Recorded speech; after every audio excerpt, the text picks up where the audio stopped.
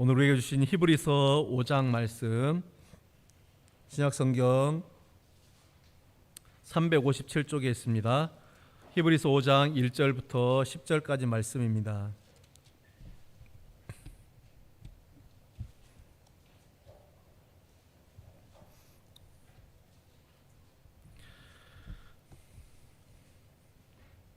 히브리서 5장 1절부터 10절까지 말씀 우리 한 절씩 교독하겠습니다.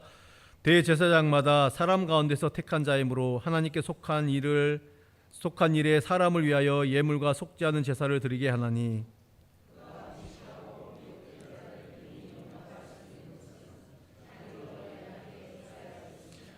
그러므로 백성을 위하여 속죄제를 드림과 같이 또한 자신을 위하여도 드리는 것이 마땅하니라.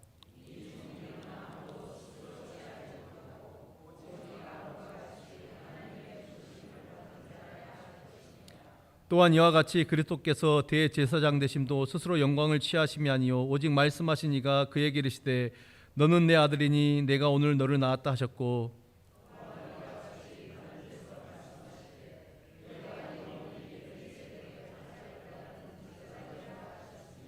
그는 육체에 계실 때에 자기를 죽음에서 능히 구원하신 이에게 심한 통곡과 눈물로 간과 소원을 올렸고 그의 경건하심으로 말미암아 들으심을 얻었느니라.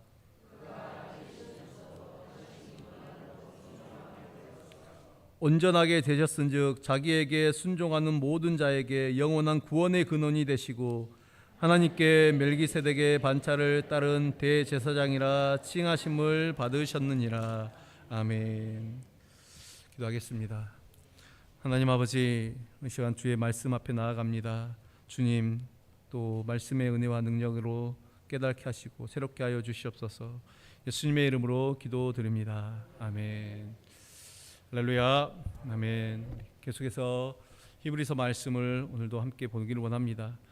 우리가 살아가면서 참 우리는 많은 것들을 갖추고 또 두고 살아가기를 원합니다. 그래서 사실 우리가 몰라서 그렇지 우리 삶 자체, 우리가 살아가는 이 삶 자체를 편하게 해주는 그런 문명의 도구들이 얼마나 많은지 모릅니다. 그래서 사람들은 이런 모든 것들을 다 갖추면서 살고 싶어합니다. 그래서 어떻게 보면 때로는 또 그래서 이제 필요치 않는 것까지 자신을 과시하거나 또 혹은 만족을 위해서 갖추고 갖추는 일도 많습니다.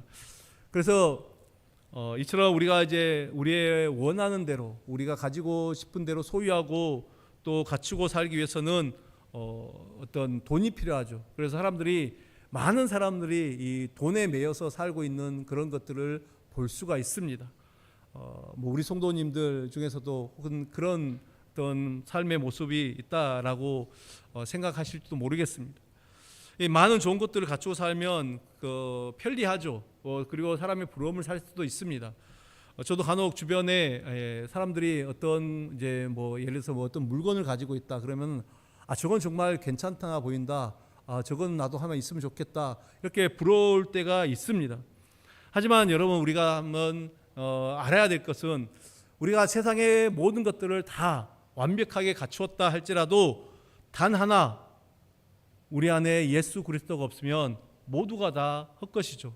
우리가 가지고 있는 모든 것들이 다 쓸모없다라는 것입니다.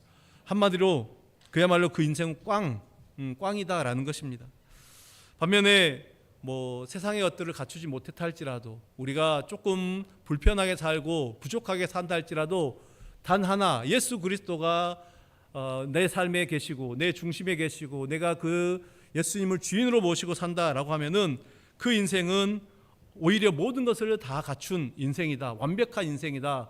이것이 바로 성경이 우리에게 가르치는 원리입니다. 그러면 여러분, 내 인생 예수 그리스도를 주인으로 모시고 사는 것, 우리 인생 예수님을 우리의 주인으로 모시고 사는 것, 세상 무엇보다도 중요한 문제입니다. 양보할 수 없고 타협할 수 없는 너무나도 중요한 문제입니다. 그렇기 때문에 우리는 무엇보다도 더욱 예수 그리스도, 그분을 알기 위해 힘써야 됩니다. 오전에도 이제 그 예수님에 대해서 나눴는데 오후에도 이렇게 우리가 함께 나눈 게 예수 그리스도입니다.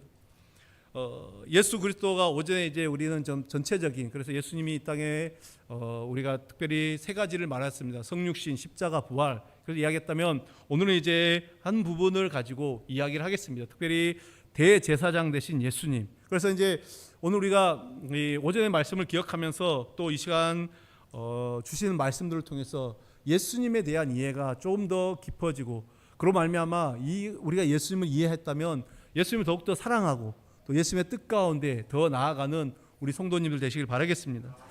오늘 이 말씀에 보면 1절에 보면 이제 대제사장이다라는 그런 직책이 등장합니다. 대제사장. 여러분 우리가 잘 알듯이 이 구약의 제사 제도를 아시죠? 구약의 제사에서 없어서는 안 될 직책이 있다라고 하면 제사장입니다. 제사장은 제사를 집례를 해야 되기 때문에 반드시 필요한 사람이었습니다. 그리고 대제사장은 그 제사장이 뭐 한 명만 있는 게 아니니까 모든 제사장들의 가장 우두머리가 대제사장이었습니다. 그런데 이제 신약으로 이제 넘어오게 되면은 뭐 신약에도 여전히 이제 우리가 예수님 시대에도 보면 대제사장들이 있습니다. 그런데 이제 특별히 이제 그런 어떤 그냥 이어져 오는 직책이 아니라 이 대제사장이라는 그 직책, 이제 그 영적으로 역할이죠. 그것이 누구에게 붙어지는가? 바로 예수 그리스도에게, 예수님에게 이 호칭이 붙는다라는 것이죠. 즉 예수님을 지금 대제사장이라 부릅니다. 히브리서가 계속해서 그 이야기를 하고 있습니다.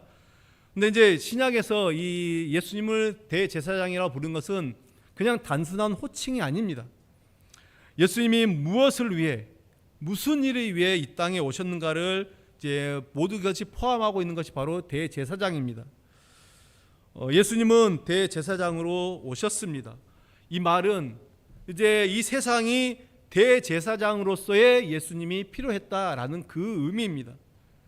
여러분 예수님이 세상에 오셨다는 그 하나만으로 구원이 이루어지지는 않습니다. 그리고 오전에 들었던 말씀을 생각해 보시면 예수님이 성육신하는 그 자체만으로는 구원이 이루어진 것이 아닙니다. 그렇죠? 반드시 성육신을 통해서 십자가와 부활까지 나아가야 되는 것이죠. 그렇기 때문에 예수님이 하신 일들, 그 일들이 우리를 구원으로 인도하신 것이죠. 하신 일, 십자가와 부활이죠. 그 일들이 우리를 구원으로 인도하신 것이고, 그게 바로 이제 대제사장과 연관이 있는 것입니다. 지난주에도 말씀드렸지만 대제사장은 이스라엘 모든 민족을 대표해서 하나님께 나와 제사를 드리는 역할을 했습니다. 특별히 이제 대속죄일에 이 대제사장은 이스라엘의 모든 죄를 위해서 이제 그 지성소에 들어가서 하나님께 백성들의 죄를 사하는 제사를 드려야 됐습니다. 그리고 그 전에 사람이기 때문에, 자신에도 죄가 있는 사람이기 때문에 먼저 자신을 위한 제사를 드리고, 자신이 먼저 깨끗해져야 되니까 제사를 드리고 나서 백성들을 위한 제사를 드렸습니다. 그런데 이 제사에 왜 굳이 이렇게 대제사장이 필요했을까요? 백성을 대표해서 제사를 드리는 역할인데, 하나님의 백성들이 자기들이 스스로 제사를 드리도록 하면 안 됐을까요? 이스라엘 백성들 스스로가 다 제사를 드리도록 했으면 안 됐을까? 제사에 있어서 이 제사장이라는 백성의 대표자가 필요한 것은 결국에는 이스라엘 백성들이 하나님 앞에 나아갈 수 없는, 그들의 처지, 그들의 존재가 하나님 앞에 나아갈 수 없는 존재였기 때문이다라는 것이죠. 거룩한 하나님께 나아오게 되면은 모두 죽는 것이 인간의 처지였습니다. 하나님을 뵙는다, 하나님을 배웁는다라는 것은 결국에는 내가 죽음을 당한다, 이것이었습니다. 그래서 하나님은 이 대제사장이라는 대표를 통해서 그래야금 이스라엘 모두를 대표하여 하나님께 나와서 제사를 드리겠습니다. 그래서 아까 말씀드린 것처럼 대제사장 역시도 먼저 자기 자신이 정결하게 되는 그 자신을 제사를 먼저 드리고 나서 하나님께 나아갈 수 있었죠. 결국에는 이 하나님께서 대제사장을 세우신 것은 이스라엘의 그 처지, 그 형편을 살피신 하나님의 은혜, 하나님의 그 사랑, 하나님의 긍휼이다라고 말할 수 있습니다. 그런데 이제 예수님을 이 대제사장으로 이 땅에 보내신 것이죠. 즉 예수님이 우리의 대표자로 이제 이 땅에 오신 것이죠. 하나님께서 예수님을 대표자로 세우셨습니다. 왜 우리에게 대표자가 필요합니까? 마찬가지예요. 이유가 마찬가지입니다.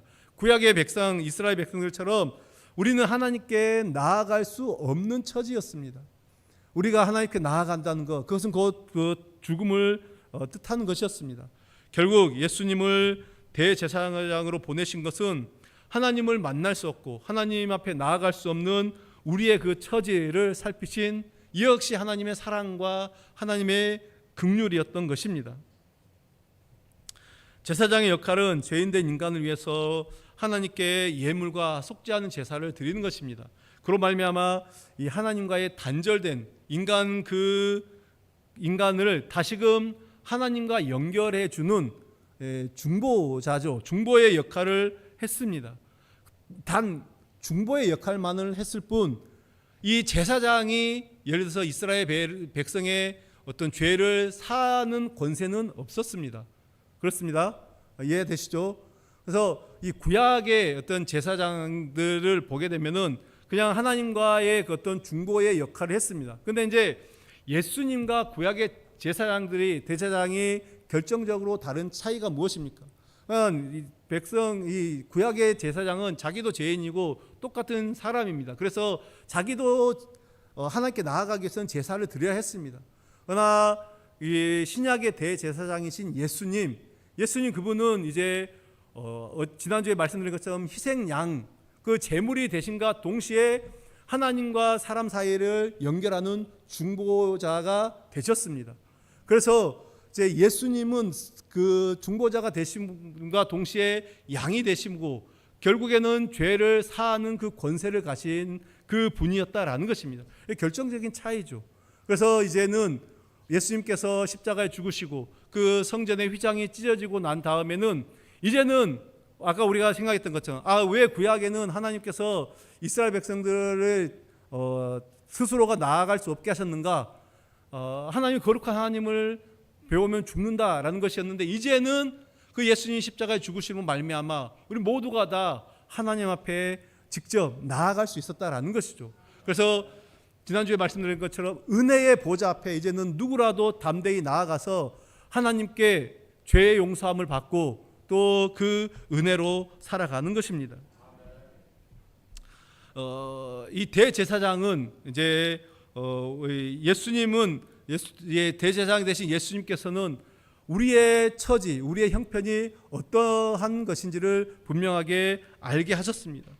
그리고 이제 대제사장이신 예수님께서 이 땅에서 순종하심으로 십자가를 지셨기 때문에 우리는 이제는 그분 앞에, 그 예수님 앞에 순종해야 되는 것이 마땅합니다. 성경이 지금 그것을 말씀하고 있습니다. 그래서 이제 방금 제가 예수님이 대표자로 이 땅에 오셨다라고 말씀을 드렸는데 사실 우리들은 다 죄인에 지나지 않습니다. 모두가 다 죄인이죠. 즉 예수님은 그러니까 대표자로 이 땅에 오셨는데 기껏해야 죄인의 대표자로 일하시기 위해서 이 땅에 오신 것입니다. 그래서 예수님의 대제사장의 역할은 결국에는 이 고난의 자리죠. 낮아짐의 자리, 더 나아가서 죽음의 자리인 것입니다.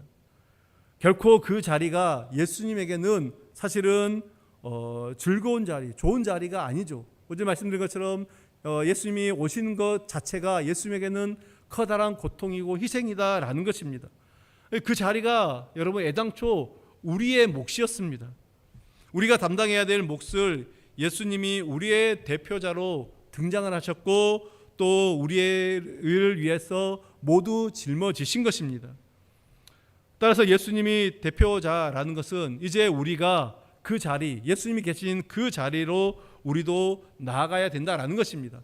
예수님을 이런 것이죠. 예수님을 필두로 해서 우리 모두가 다 그 길로 그 예수님을 바라보고 따라 나아가야 된다라는 것입니다. 예수님이 대표자이니까 예수님이 혼자 가십시오. 우리는 그냥 여기서 기다리고 바라만 보겠습니다가 아니라 우리도 함께 그 길에 예수님이 걸어가신 그 길에 동행해야 된다라는 것입니다. 예수님이 걸어가신 길이 생명의 길이기 때문에 우리는 반드시 그 길을 함께 걸어가야 되는 것이죠.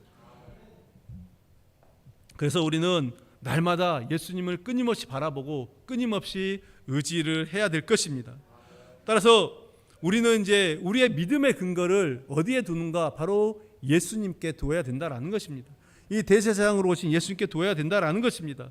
하나님께서 사랑하는 아들, 그 하나님의 사랑하는 아들이 이 땅에 오셔서 어떤 고난을 받으셨는가, 어떠한 희생을 하셨는가를 우리가 살피고, 또한 그 희생, 그 고난이 누구 때문이었는가, 무엇 때문이었는가를 우리가 깨닫게 될 때 우리는 믿음으로 승리할 수 있게 되는 것입니다.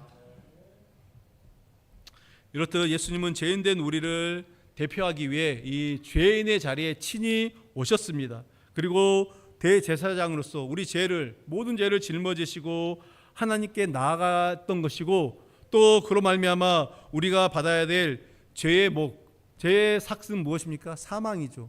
그 사망을 대신 담당하신 것입니다. 여러분, 이것을 한마디로 표현할 때 은혜라고 말하는 것이죠. 오전에 우리가 은혜에 대해서도 말씀을 나눴습니다. 그런데 우리는 이제 신앙생활하면서 이 십자가의 은혜를 피해 은혜죠. 예수님이 십자가에서 죽으셨기 때문에 이 은혜를 너무나도 가볍게 생각할 때가 있습니다. 우리가 예수님의 그 은혜를 가볍게 생각한다라는 그 증거가 무엇입니까? 예수님의 은혜를 가볍게 생각한다는 증거가 바로 어떤 나의 어떤 의지, 나의 열심, 나의 노력으로 무엇인가를 이루려고 한다라는 것이죠. 그래서 우리가 어떤 예배의 자리, 또 봉사의 자리, 섬김의 자리, 전도의 자리, 이 모든 것들이 자꾸만 자신의 노력, 자신의 열심으로 뭔가를 이루려고 한다라는 것입니다. 그래서 뭔가를 열심히 했는데, 뭔가를 애를 썼는데 되지 않는 그런 것들을 바라보면서 때로는 이제 번아웃을 경험하게 되고, 또 낙심과 좌절을 경험하게 되는 것입니다. 하나님의 일하심이 분명히 있는데 그것들을 바라보지 못하고 계속해서 내가 내 힘과 노력으로 무엇인가를 이루려고 하는 것. 그래서 여러분, 우리가 분명히 기억해야 될 것은 우리의 모든 이 봉사, 섬김, 겸손, 온유, 희생, 여러분, 이 모든 것들은 사실은 우리가 은혜의 자리에 있을 때 자동적으로 맺어지는 것이지 우리의 어떤 의지, 우리의 노력, 우리의 열심으로 이루어지는 것이 아님을 기억하시길 바랍니다. 그래서 우리가 잘 아는 성령의 9가지 열매, 그것도 마찬가지죠. 여러분, 우리가 성령의 그 열매를 맺기 위해서 노력한다고 그것을 하나라도 우리가 맺을 수 있겠습니까? 사랑, 희락, 화평, 오래 참음, 자비, 양선, 충성, 온유, 절제, 이것 중에 하나라도 우리가 내 힘과 내 노력으로 이룰 수 있는 것이 있습니까? 아무것도 없습니다. 오직 우리가 하나님의 은혜 안에 머물러 있을 때 하나님께서 그 모든 것들을 자동적으로 우리의 인생 가운데 맺혀지게 하신다라는 것입니다. 따라서 우리에게 무엇보다 중요한 게 무엇입니까? 그러면 우리는 이제 이 자리, 하나님께서 우리에게 두신 이 은혜의 자리를 사수하는 것이죠.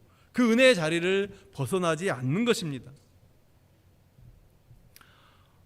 여기 이제 대부분 우리 성도님들 스스로 아마 십자가의 은혜를 안다, 십자가의 은혜가 이런 것이다 안다라고 스스로 자부할 것입니다. 또 내가 그 은혜 안에 머물고 있다라고 생각할지도 모르겠습니다. 하지만 여러분, 이것은 우리의 생각으로 판단할 몫이 아닙니다. 내가 생각해서 내가 그렇다, 아니다, 이것이 아니죠. 십자가의 은혜에 머물고 있는 것이 어떤 무엇인가, 이것도 우리가 늘 생각하고 우리 자신을 점검해야 되는 것입니다. 점검하지 않고 우리 자신을 냉정하게 바라보지 않고, 그리고 그 은혜 앞에 머물러 있지 않고 나는 이런 것, 내가 예배 드리기 때문에, 내가 정말 직분을 가지고 있기 때문에 나는 자동적으로 십자가의 은혜를 안다, 또 나는 은혜에 머물러 있다, 이렇게 말할 수 없다라는 것입니다. 십자가의 은혜는, 예수님의 그 십자가의 은혜는 내가 죄인됨을 아는 자들, 그 자들에게 해당하는 것입니다. 여러분, 예수님이 무엇을 말씀하셨습니까? 내가 의인을 부르러 온 것이 아니라 죄인을 불러 회개시키러 왔다. 이 예수님께서는 죄인을 부르러 오셨다라는 것입니다. 그러므로 예수님의 은혜는 자기 문제, 죄의 문제죠. 그것을 바로 직시하고 자신이 죄의 상태에 있다라는 것을 깊이 깨닫는 자들만 경험할 수 있습니다. 내가 죄인이 아니다라고 생각하면은 결코 예수님의 은혜를 우리가 깨달을 수 없고 받을 수가 없습니다. 예수님 시대를 생각해 보십시오. 수많은 그 의인이라고 칭하는 바리새인들, 서기관들, 종교 지도자들, 그들이 예수님의 은혜 안에 머물 수가 없었습니다. 왜요? 나는 의인인데, 나는 저 세리와 죄인과 같지 않은 사람인데, 나는 당연히 천국 가는 사람인데, 이런 마음들을 가지고 있기 때문에 결국 하나님의 은혜가 그들 안에 머물 수가 없었던 것입니다. 이것은 오늘도 마찬가지입니다. 여러분, 우리가 정말 나 정도는 돼야지, 나 정도는 신앙생활 해야지 라고 말하는 순간에 그것은 심각한 교만이고 또한 하나님의 은혜를 모르는 사람이다라는 것입니다. 다시 말씀드리면 예수님의 은혜 안에 있다라는 것은 자신의 죄인됨을 안다는 것이고, 죄인됨을 안다라고 하는 사람은 어떤 내가 얼마나 무능하고 내가 얼마나 무가치하고 주님 앞에서 보잘것없는 존재인지를 깨닫게 되는 것입니다. 따라서 그렇기 때문에 우리는 예수님의 도움을 필요로 하지 않을 수가 없습니다. 예수님의 도움을 날마다 구하게 된다라는 것이죠. 이런 우리를 돕기 위해서 예수님이 오신 것입니다. 그러면 우리의 대표자로 오셔서 우리를 돕기 위해 오신 그 예수님이 우리를 돕기 위해서 어떤 일을 행하셨습니까? 여러분, 우리 7절의 말씀 한번 같이 볼까요? 말씀을 좀 그래서 7절을 보겠습니다. 함께 봅니다. 시작.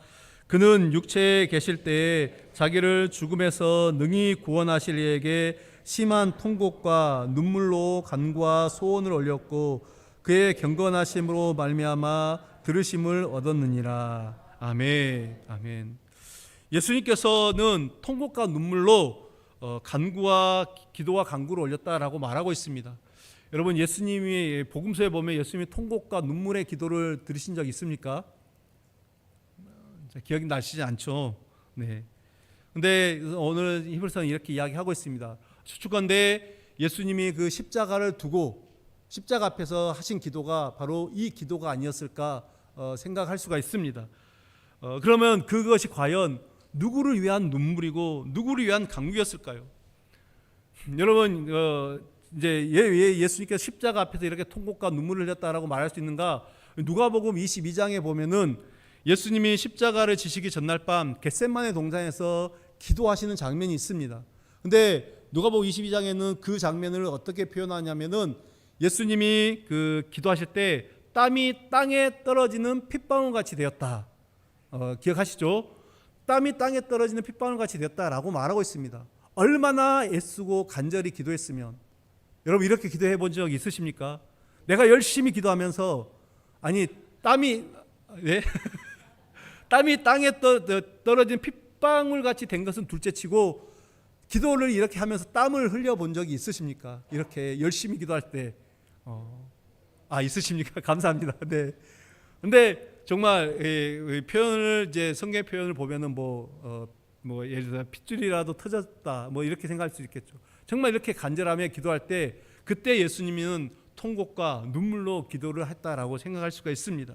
근데 여러분, 그 예수님이 그렇게 통곡하며 기도하신 것이 무엇 때문입니까? 하나님, 저 십자가 지기 싫어요. 이것 때문에 예수님께 그렇게 하나님께 떼를 쓰고 기도하셨습니까? 아니죠. 예수님은 예수님 자신을 위해서 기도하신 것이 아니라 우리를 위해서, 죄인들을 위해서 기도하신 것입니다. 왜냐하면 우리는 구원에 있어서 아무런 힘도 없는, 우리가 구원의 보탬이 될 수 있는, 우리의 구원의 보탬이 될 수 있는 아무런 힘을 보탤 수 없는 연약한 존재들이기 때문입니다. 따라서 이 하나님과 예수님 사이에 있었던 일의 결과, 그 결과로 우리가 구원을 받게 된 것이죠. 이제 또 이 부분들에 대해서 설명하려면 복잡하니까 제가 넘어가겠습니다. 그냥 이 말의 의미는 단순히 구원에 대해서 우리가 한 일은 아무것도 없다라는 것입니다. 그래서 오직 은혜라는 고백을 할 수밖에 없다라는 것이죠. 그런데 만약 여러분, 우리가 예수님의 은혜에 보답을 해야 되겠다 생각한다면 어떨까요? 여러분, 그런 표현은 가끔 하시죠. 우리가 하나님의 은혜에 보답해야 된다. 근데 무엇으로 여러분들이 보답을 하겠습니까? 여러분, 보답이라는 것은 쉽게 말하면 동등한 입장 혹은 비슷한 조건에서 보답을 하는 것입니다. 누가 나에게 어떤 예를 들어서 뭐 선물을 줬으면은 나도 그만큼 비슷한 것들을 주는 것이 보답이죠. 맞습니까? 예, 그러죠. 비슷한 조건에 있는 사람들이 할 수 있는 게 보답입니다. 근데 내가 예수님의 구원을 내가 보답할 수 있는 무엇으로 보답을 할 수 있을까요? 우리가 결국 구원은 우리가 무엇으로도 보답할 수 없는 정말 귀한 것이고 가치 있는 것입니다. 그렇기 때문에 우리가 할 수 있는 것은 그 구원에 감사할 뿐입니다. 뭔가를 보답하기 위해서, 내가 보답하기 위해서 봉사한다, 보답하기, 예수님의 은혜 보답하기 위해서 전도한다, 또 보답하기 위해서 어떤 섬긴다, 물론 그 마음은 참 귀합니다. 그러나 그것이 1%라도 조금이라도 그 구원에 보답하는 길이 아니에요. 그렇죠? 보답을 할 수가 없습니다. 그냥 우리는 우리에게 주신 일에 감사하면서 당연히 이제 우리가 성도로서 하나님의 자녀로서 해야 될 일을 하는 것입니다. 계속해서 우리 8절부터 10절까지를 보시면은 그가 아들이시면서도 받으신 고난으로 순종함을 배워서 온전하게 되셨은즉 자기에게 순종하는 모든 자에게 영원한 구원의 근원이 되시고 라고 말하고 있습니다. 제가 9절까지만 읽겠습니다. 여기서 이제 9절 말씀에 온전하게 되셨다, 온전하게 되셨은즉 라고 말하죠. 이제 8절부터 연결해서 다시 한번 보면 그가 아들이시면서도 받으신 고난으로 순종함을 배워서 온전하게 되셨은즉, 이 온전하게 되셨다라는 말은 이제는 구원의 완성을 뜻하는 것입니다. 즉 고난 받으실 만한 이유가 없는 예수님이 우리를 대신해서 고난을 받으심으로 그것으로 말미암아 구원이 완성이 되었다라는 것이죠. 뭐 우리가 너무 잘 알고 있는 사실이죠. 근데 이제 그래서 우리의 구원의 근원이 오직 예수님뿐이다. 그래서 9절에 하반절에 보면은 영원한 구원의 근원이 되시고 순종한 자에게 영원한 구원의 근원이 되셨다라고 말하고 있습니다. 즉 이것은 우리가 이제 예수님을 의지하는 그것만이 곧 순종이고, 그로 말미암아 우리를 영원한 구원을 얻게 되었다. 여러분 이거 다 아는 사실이고 내용입니다. 우리가 이것을 누가 부인하겠습니까? 그런데 우리는 인정을 하면서도 자꾸만 다른 생각들을 가지는 것입니다. 즉 예수님이 우리의 구원의 근원이시고 또 그 예수님으로 말미암아 우리가 구원이 완성이 되었지만은 그래도 내가 어느 정도 뭔가 어떤 신앙적인 행동이 있어야 자기 구원이 완벽해진다라는 그 생각, 여러분 그것을 할 때가 있습니다. 결국 자기 행위를 기준하여서 구원의 확신을 갖습니다. 여러분 구원의 확신을 가지고 계십니까? 구원의 확신을 갖지 못한 사람이 혹시 있습니까? 용기 있게 손을 드십시오 한번. 네. 구원의 확신과 그 구원의 확신을 갖고 있는 것과 갖지 못하는 것, 여러분 왜 구원의 확신을 갖지 못하는 것입니까? 가령 이제 자신의 행위를 보면서, 내 자신의 행위를 보면서 내가 이렇게 살는데 과연 내가 구원을 받는 사람인가, 이 의심을 갖는다라고 한번 생각해 보십시오. 이제 단적인 예로, 좀 극단적인 예를 들겠습니다. 단적인 예로 이제 우리 교회가 설립될 때부터 나는 그때부터 지금까지 35년 동안 신앙생활을 했다. 신앙생활을 35년이나 했는데 나는 여전히 지금도 술 담배를 끊지 못하고 있다. 이런 내가 구원을 받겠어. 여러분 이렇게 말한다면 그 사람은 지금 구원의 근거를 누구에게 두고 있는 것입니까? 어디에 두고 있는 것입니까? 구원의 근원을 예수님이 아니라 자기 자신에게 두고 있는 것입니다. 그렇지 않습니까? 예수님의 구원의 근원이라는 것은 자신의 행위가 구원의 근거가 되는 것이 아니라 자신의 행위는 어떠하든지 상관없이, 그 행위와 상관없이 예수님의 피가 우리를 구원한다라는 그것입니다. 그렇다고 뭐 이게 끊지 말고 계속 하라 그런 이야기는 아닙니다. 우리가 이제 포인트는 잘 짚어야 되는데요. 또 하나님께서 우리를 택하실 때 우리의 어떤 착함이나 의로움이나 우리 어떤 것들을 보고 우리를 택하시고 우리를 부르신 것이 아니라 그 어떤 인간의 행위가 아니라 예수님의 은혜, 이 모든 인간적인 행위가 예수님의 은혜를 누리는 조건이 되지 못한다는 것을 말하고 있습니다. 그래서 예수님의 고난과 순종이야말로 나를 구원하셨다. 그것이 나를 구원하셨다라는 그것이 이제 우리 신앙의 중심이 되어야 됩니다. 예수님 때문에 내가 구원을 받았구나. 예수님의 은혜가 아니면 나는 도무지 구원을 받을 수 없는데 그 은혜가 나를 구원했구나. 여러분, 이 신앙 안에 머물 때 우리는 나의 어떤 때로는 연약함과 또 부족함과 악함을 보면서 구원을 의심하는 것이 아니라 내가 이렇게 연약하고 약하기 때문에 나를 악한 이런 나를 구원하시기 위해서 예수님께서 십자가를 지셨구나. 오히려 그 구원에 대해서 감사함으로 살아가게 된다라는 것입니다. 그럼 여러분, 우리는 구원에 대해서 흔들릴 필요가 없습니다.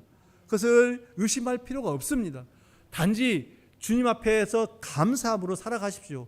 순종함으로 살아가는, 말씀에 순종함으로 살아가는 그런 삶이 되기를 바라겠습니다. 그렇다면 이제 오늘 이 마지막으로 이 히브리서 기자는 왜 어려움과 고난 가운데 있는 그들에게 오히려 이 예수님의 고난과 순종을 얘기하는 것입니까? 그것은 예수님의 이 고난, 예수님이 받으신 그 고난이 하나님의 뜻을 이루시기 위한 순종의 결과로 주어진 것을 그들에게 말씀하심으로 인해서 지금 이제 이 당시 이 초대교회 1세기 초대교회 성도들이죠. 이들이 당하고 있는 어떤 고난, 어려움, 박해 이런 가운데 있는 성도들에게 이들의 이 고난, 이들의 이 박해, 이들의 모든 것들 어려움들이 애매하게 주어진 환경이 아니라 다 하나님의 뜻이 있는 것이다. 하나님의 뜻에 주어진 것임을 알라. 이것 때문에 이 말씀을 하는 것입니다. 그리고 예수님의 순종이 구원을 이룬 것처럼 모든 성도들이 어려움 가운데서도 예수님 앞에 순종으로 나아갈 때 그 순종으로 말미암아 맺어지는 열매가 있다. 그것들을 가르치기 위해서 이 예수님의 이 고난과 순종을 얘기하는 것입니다. 그런데 여러분, 이것은 오늘 우리에게도 동일합니다. 우리가 예수님의 그 고난과 순종을 기억하고 그것들을 믿고 나아갈 때 하나님께서는 또 우리의 삶을 통해서 우리 인생 가운데 온전한 하나님 뜻이 무엇인지를 가르쳐 주실 것입니다. 사랑하는 여러분, 믿는 우리들, 예수님의 제자라고 말하는 우리들은 멀찍이 서서 예수님과 떨어져서 멀찍이 서서 예수님을 바라보는 것이 아니라 예수님 안에서 예수님의 그 순종의 자리를 배워가는 자들입니다. 예수님을 배우라는 것이죠. 예수님의 그 순종을 배우고 예수님의 고난을 배우고 예수님의 그 마음, 예수의 죄인을 향한 그 예수님의 그 마음을 배우라는 것입니다. 그럴 때 그 어떤 고난과 그 어떤 어려움 속에서도 믿음으로 굳게 설 수 있다라는 것이죠. 여러분, 이것들을 기억하며 우리가 더 예수님 안에서 살아가는 믿음의 삶이 되시기를 간절히 바랍니다. 기도하겠습니다.